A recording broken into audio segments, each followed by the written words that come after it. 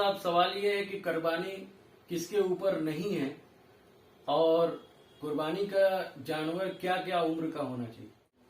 بسم اللہ الرحمن الرحیم۔ قربانی کس کے اوپر نہیں ہے؟ قربانی جو شخص صاحب نصاب نہیں ہے اس کے اوپر قربانی واجب نہیں ہے۔ اگر پھر بھی وہ دیتا ہے تو اور اچھی بات ہے، لیکن شرعی اعتبار سے جو شخص صاحب نصاب نہیں ہے اس کے اوپر قربانی واجب نہیں ہے۔ صاحب نصاب کون نہیں ہے یا کون ہے، اس کی ڈیٹیل ہم نے دوسرے ویڈیو کلپ میں بیان کر دی ہے، وہاں سے دیکھ سکتے ہیں، وہاں سے یہ بات معلوم کر سکتے ہیں۔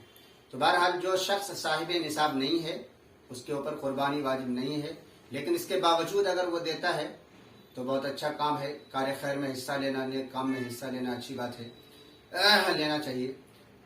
دوسری بات یہ ہے کہ جانور کی عمر کیا ہونی چاہیے،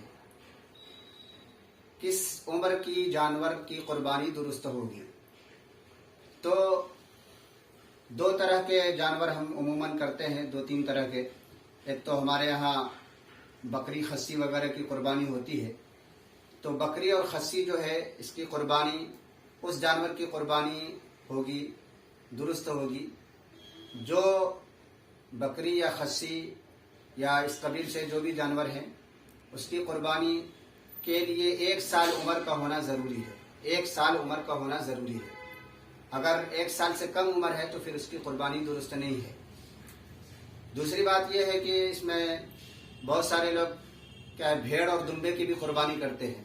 تو بھیڑ اور دمبے کے سلسلے میں یہ ہے کہ اگر وہ 1 سال کا نہیں ہے لیکن موٹا فربا ہے، تازہ ہے، موٹا ہے، اس کی جسامت اچھی ہے، دیکھنے میں 1 سال سے زیادہ کا معلوم ہوتا ہو لیکن وہ حقیقت میں 1 سال کا نہیں ہے، تو پھر وہ بھیڑ اور دمبے کی قربانی جو مکمل 1 سال کا نہیں بھی ہے لیکن 1 سال یا 1 سال سے زیادہ کا دیکھنے میں معلوم ہوتا ہے تو اس کی قربانی درست ہے۔ بکری اور خصی کی نہیں، بھیڑ اور دمبے کی، اس بات کو اچھی طرح سمجھنا چاہیے۔